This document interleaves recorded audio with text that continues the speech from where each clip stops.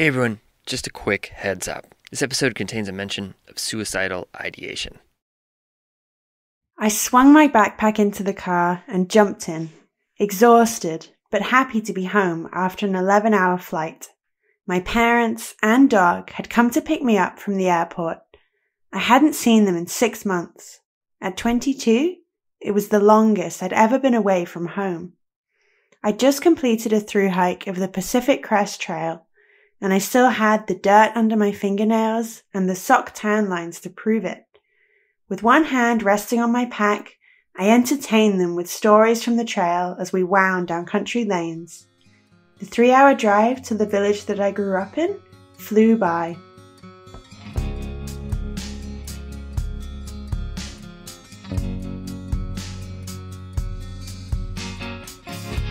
I told my parents about the bear that had come bounding toward me on my very last day on the trail, the rattlesnake I had leapt over, hissing and striking at my ankles, the trail angels who gave me food, water, and shelter, and the friends I'd met on the trail. I missed it already.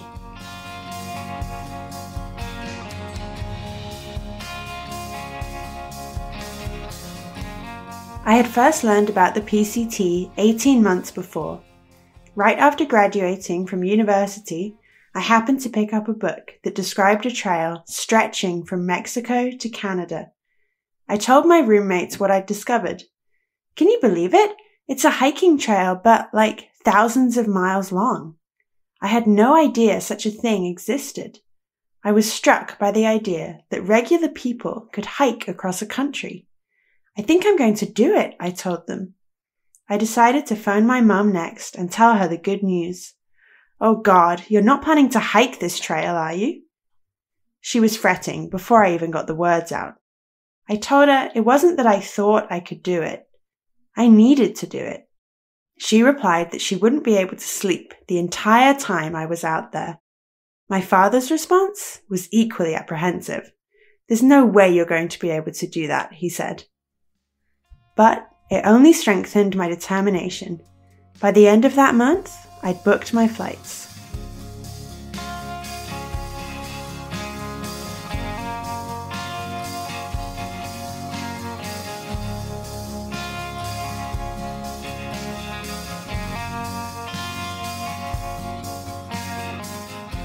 In London, I'd studied full-time and held down a multitude of part-time jobs to help pay my rent and bills. I loved the rush of the city when I first moved there at 18, especially in contrast to the quiet village in which I'd grown up. But after a few years, I was constantly busy and tired.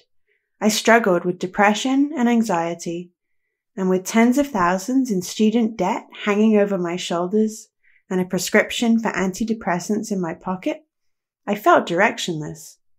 The PCT finally gave me a direction. Canada, by foot. My family's doubts were not exactly unfounded.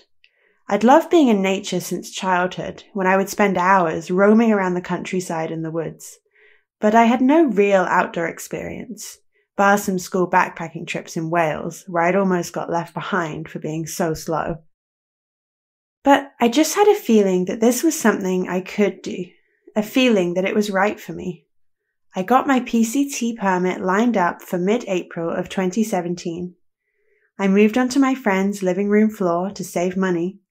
I started ordering gear, a backpack, a stove, a tiny lightweight headlamp. It felt like Christmas every time a new piece of gear arrived in the post. A step further to being ready to leave.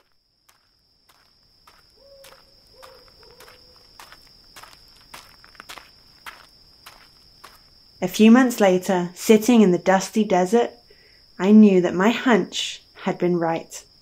On the PCT, I felt freer than I ever had. Physically, it was up there as one of the hardest things I'd ever done. But life here was broken down into simple goals. I spent my days in the sun, breathing pine and cedar and creosote, sleeping under the stars. I learnt to name the constellations that poked through the mesh of my tent at night. I started to get stronger, little by little, one foot in front of the other, powering up snow-covered passes and glissading down them at exhilarating speeds. All I had to think about was how many miles to push, how much food to eat, how much water to drink, and how to keep myself and my trail friends laughing through the tough moments.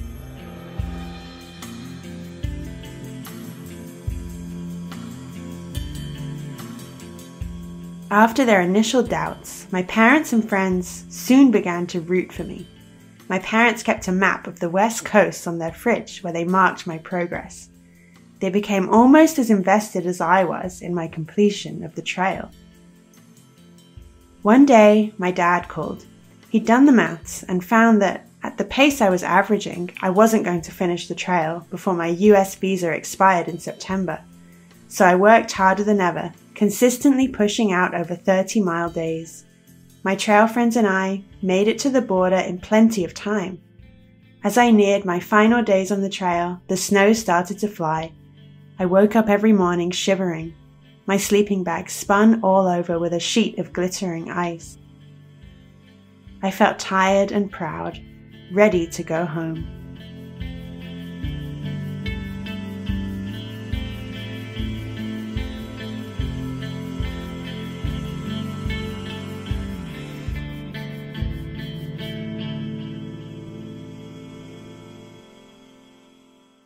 Three months after I finished the trail, on paper, I was making a very successful return to normal life.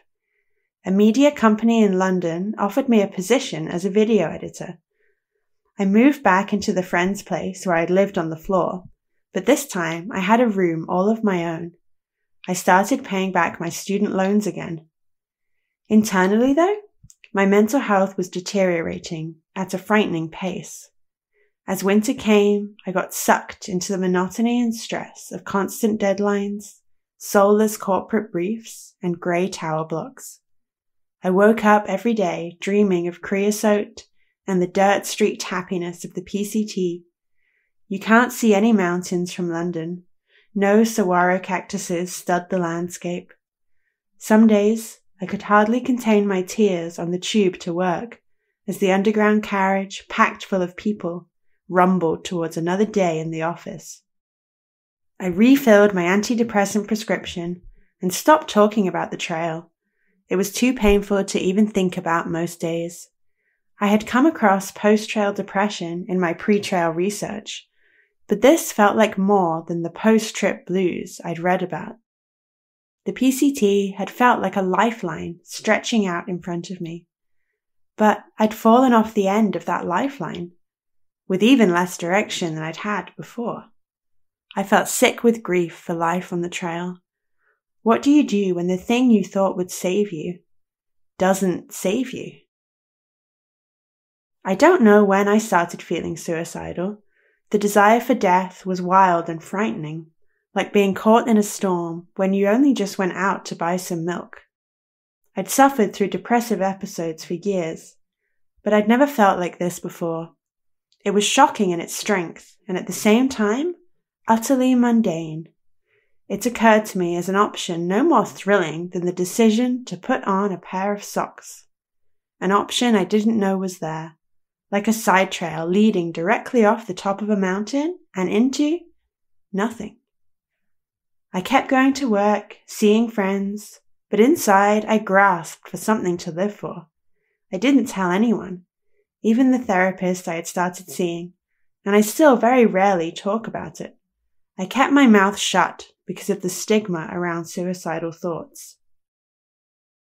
I decided I wanted to hike the PCT again the following year, southbound this time. I mentioned my plans to a friend, but he turned to me very seriously and said, "No, you can't. You cannot go back to the trail until you're happy with the rest of your life.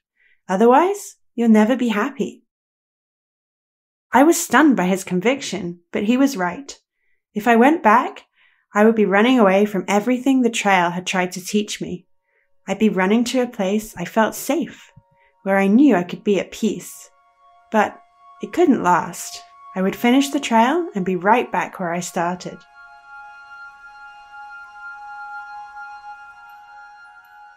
When life itself is intolerable, you have to search out ways to make it tolerable and joyful again. I had to change my reality and create a better life for myself, to find a way to embody the life I'd lived on the trail every day. I'd started climbing while I was training for the PCT. I loved learning how to move my body in new ways. It was one of the few things I felt excited to get back to upon coming home, and I started a membership at my closest gym straight away. Shortly after Christmas, I saw a job advertising for a front counter and trainee instructor job. I decided to apply. I got the job at the gym, left my editing job, and started working with a bunch of dirtbag climbers.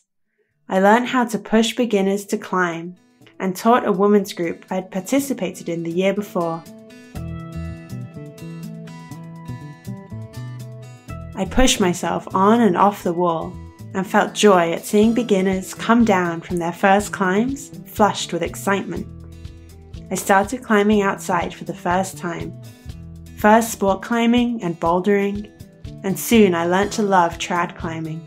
Even though it scared me, I found joy in sinking gear into cracks.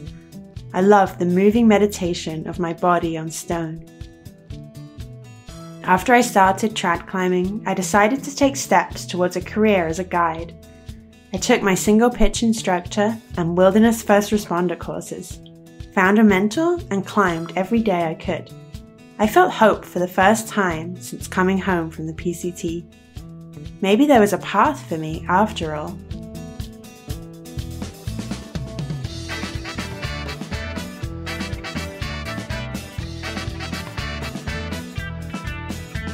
Soon, I found a job as a climbing instructor at a backcountry summer camp in Desolation Wilderness, California. I spent the summer living in the backcountry, teaching kids to climb outdoors, taking them on backpacking trips and swimming in alpine lakes at night. Coincidentally, the camp was located just a few miles from the PCT, on the edge of Loon Lake. When the season ended, I bought a minivan and spent the winter climbing in the desert. I was built to be outdoors, and I was finally content. My depressive episodes were still there, but they'd become easier to manage. There's a common narrative which exists in so much outdoor literature that thru-hiking will fix you and solve your internal and external problems.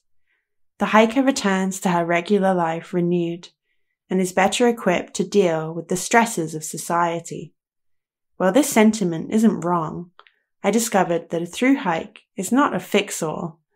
The PCT improved my mental health for a while, but working on mental health requires consistent, long-reaching change. My body knew this before my mind did.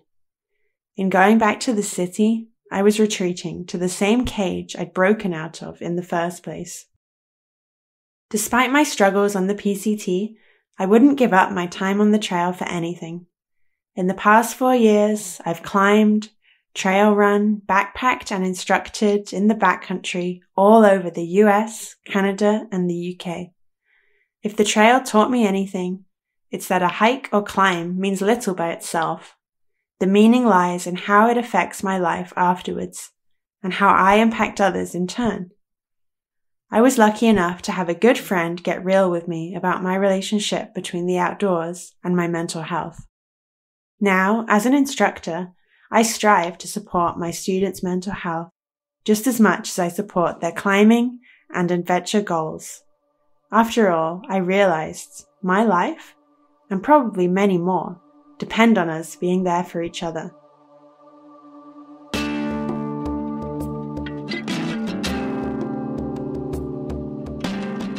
I'm Emily Benington, and this is my short.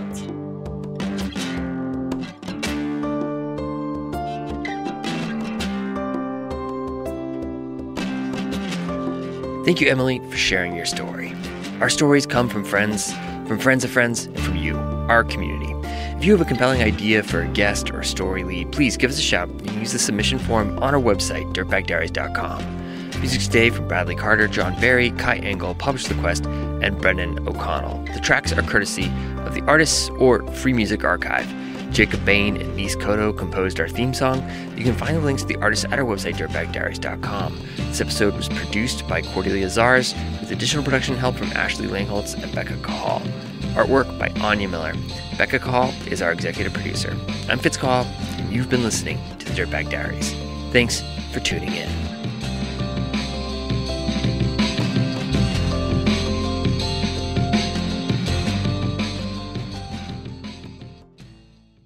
Support for the Diaries comes from Kuat Racks. They've released the Ibex, an overlanding truck bed rack that handles substantial loads both on and off the grid, because we could all use some time off the grid, seriously.